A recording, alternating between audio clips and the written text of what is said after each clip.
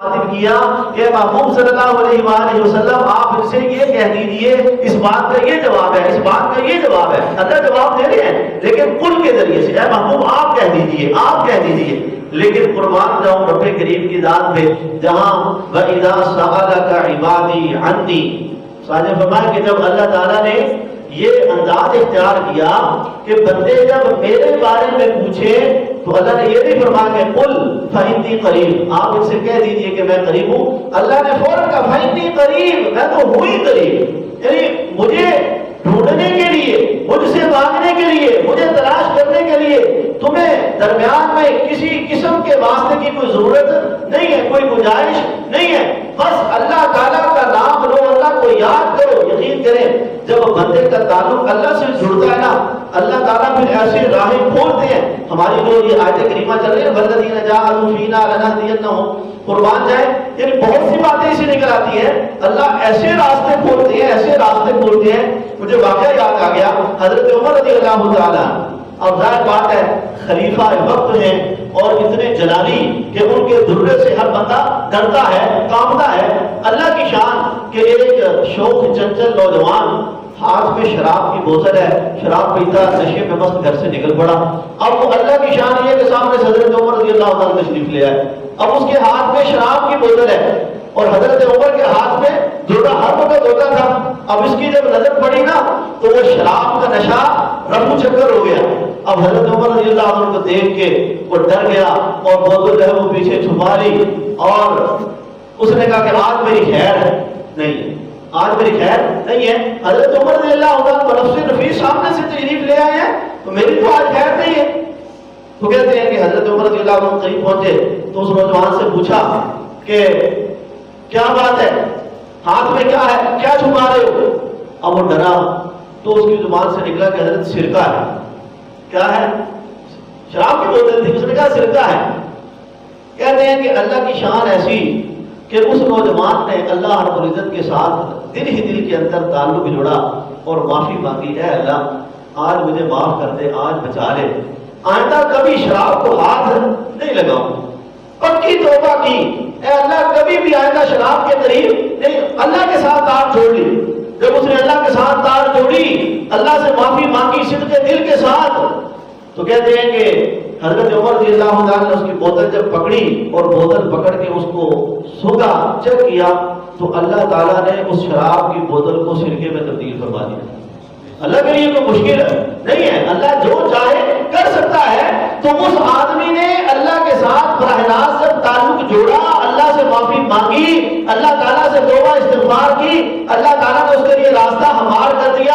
تو اس لیے میرے دوستو والذین جاہدوا فینا لنہدینہم سبلنا، اللہ فرما رہے ہیں کہ مجھ تک آؤ تو صحیح، چلو تو صحیح، آگے بڑھو تو صحیح، تم دیکھو تمہارے لیے کیسی آسانیاں پیدا کرتا ہوں، کیسی راہیں ہموار کرتا ہوں۔ کمزوری ہماری طرف سے، یقین کریں کمی ہماری طرف سے، رب کریم وہ تو عطا کرنے والا ہے، دینے والا ہے، ہر وقت اس کی رحمتیں برس رہی ہیں۔ میں نے اس آیت کریمہ کے ساتھ سورہ عادیات جو ہے اس کی بھی تلاوت کی۔ جب میں بیٹھا تو ذہن کے اندر جو ہے وہ اللہ تعالیٰ نے ڈالا کہ یہ آیات جو ہے یہ انشاءاللہ اس کی جو تفصیل ہے وہ آئندہ جو عرض کریں گے، وقت میں نے دیکھا وقت نہیں ہے لیکن میں تھوڑا سا خلاصہ عرض کر دیتا ہوں کہ سورہ عادیات جو ہے اس کے اندر اللہ تعالیٰ نے 3 باتیں جو ہے وہ بیان کی ہیں۔ 3 باتیں، انسان جو ہے وہ روحانی طور پہ بیمار ہے، اس کو ایک بیماری لگی ہوئی ہے، اللہ تعالیٰ نے اس بیماری کا تذکرہ کیا اس سورہ مبارکہ سورہ عادیات میں۔ اب وہ بیماری کیا ہے؟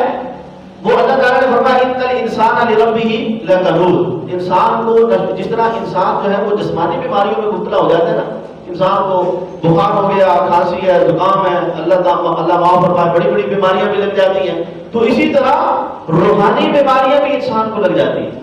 اور جس طرح انسان اپنی جسمانی بیماریوں کی فکر کرتا ہے اور اس کے دل کے اندر ان بیماریوں سے بچنے کی تدبیریں اور خیالات آتے ہیں، اس کے لیے کوشش کرتا ہے، اسی طرح روحانی بیماریوں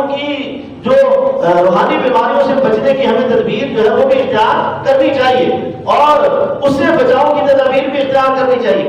اب جسمانی بیماریاں، کوئی بندہ بیمار ہو گیا فوراً ڈاکٹر کے پاس جو ہے وہ جاتے ہیں. اگر اللہ نہ کرے مقامی ڈاکٹر سے آرام نہ آئے تو ہم جو ہے وہ کسی اچھے ڈاکٹر کی تلاش میں اس کے پاس جاتے ہیں. اگر اس سے آرام نہیں آتا اور اچھے ڈاکٹر کی تلاش کرتے ہیں. بندے کو فکر ہوتی ہے نا کہ یہ بیماری جو ہے وہ کہیں میری موت کا سبب نہ بن جائے. تو فرمایا اسی طرح روحانی بیماریاں بھی. روحانی بیماریاں کیا ہیں؟ دل کے اندر انسان کے حسد پیدا ہو گیا، بغض پیدا ہو گیا، بد نظری کی بیماری ہے، بددیانتی کی بیماری ہے، جھوٹ کی بیماری ہے، وعدہ خلافی کی بیماری ہے. اب یہ بیماریاں کیا ساری؟ اب یہ بیماریاں جب انسان کو لگتی ہیں تو جسمانی بیماریوں سے تو بہت واقع ہوتی ہے، اور زیادہ سے زیادہ نقصان کیا ہوگا؟ مطلب مر جائے گا، زندگی ختم ہو جائے گی. لیکن خدا نہ خواستہ روحانی بیماریوں میں بندہ اگر مبتلا ہو گیا اور ان کی اصلاح کی فکر نہ کی اور اسی طرح دنیا سے چلا گیا تو پھر جہنم اور دوزخ کی آگ بھگتنی پڑے گی، اس عذاب کو سہنا پڑے گا جو ناقابل تلافی نقصان ہے. تو اب یہ کر رہا ہوں کہ سورہ مبارکہ میں سورہ عادیات کے اندر اللہ تعالیٰ نے 3 باتیں جو ہے وہ بیان فرمائی ہیں. ایک یہ کہ انسان بیمار ہے. بیماری کیا ہے؟ کہ وہ اپنے رب کا ناشکرا ہے. یعنی وہ رب جس نے پیدا کیا، وہ رب جس نے ساری نعمتیں عطا فرمائی، وہ رب جو تمام ضروریات کو پورا کرنے والا ہے، اس کی ناشکری کر رہا ہے. اور اس کے بعد فرمایا کہ اس بیماری کا سبب کیا ہے. آگے 2 آیت بعد فرمایا وَإِنَّهُ لِحُبِّ الْخَيْرِ لَشَدِيدٌ. اس کے دل کے اندر مال کی محبت جو ہے وہ پیدا ہو چکی ہے. دنیا کی محبت، مال کی محبت کی وجہ سے یہ بیماری اس کے دل میں پیدا ہوئی. اور اس بیماری کا علاج کیا ہے وہ آگے آیات کے اندر اللہ تعالیٰ نے جو ہے وہ بیان فرمایا کہ أَفَلَا يَعْلَمُ إِذَا بُعْثِرَ مَا فِي الْقُبُورِ وَحُصِّلَ مَا فِي الصُّدُورِ إِنَّ رَبَّهُم بِهِمْ يَوْمَئِذٍ لَخَبِيرٌ. اب ان الانسان لربہ لکنود سے اس سورت کا اصلی مضمون شروع ہوتا ہے. لیکن اس سے پہلے جو ہے وہ اللہ تعالیٰ نے گھوڑوں کی قسمیں کھائی ہیں. اس سے پہلے جہاد میں جو گھوڑے استعمال کیے جاتے تھے اللہ تعالیٰ نے فالعادیات ضبحا فالموریات قدحا فالمغیرات صبحا فاثرن به نقعا فوسطن به جمعا. یہ ساری قسمیں اللہ نے گھوڑوں کی کھائی ہیں. اب مفسرین نے لکھا ہے کہ اللہ تعالیٰ نے یہ اس آیت کریمہ میں جو مضمون بیان کیا اور مقصودی مضمون ان الانسان لربہ لکنود سے شروع ہوتا ہے. پہلے قسمیں جو اللہ کھا رہے ہیں گھوڑوں کی، ان قسموں کا مقصد کیا ہے؟ تو مفسرین نے فرمایا کہ گھوڑا جو ہے نا، گھوڑا اللہ تعالیٰ نے اس کے اندر انتہائی وفاداری رکھی ہے. وہ اپنے مالک کا بڑا وفادار ہوتا ہے. مالک جو ہے وہ اس گھوڑے کو پالتا ہے اور اس کا خیال کرتا ہے، اور گھوڑا بدلے کے اندر مالک کے ساتھ اتنی وفاداری کرتا ہے. اللہ تعالیٰ نے یہ قسمیں کھائی کہ میدان جہاد کے اندر جب تم گھوڑے کو لے کے جاتے ہو تو اس میدان جہاد کے اندر گھوڑا اپنے مالک کی اتنی حفاظت کرتا ہے کہ اگر دشمن کی طرف سے تیر برستے ہیں، دشمن کی طرف سے تلواریں چلتی ہیں، دشمن کی طرف سے نیزے آتے ہیں، اس وقت چونکہ گھوڑوں کے اوپر جو ہے وہ جہاد کیا جاتا تھا، لڑائی جہاد کے اندر گھوڑے استعمال ہوتے تھے. تو فرمایا گھوڑا اتنا وفادار جانور ہے کہ آپ اس گھوڑے کو دیکھیے کہ یہ گھوڑا اپنا سینہ تان کے آگے کھڑا ہو جاتا ہے، اپنے مالک کو نقصان نہیں پہنچنے دیتا.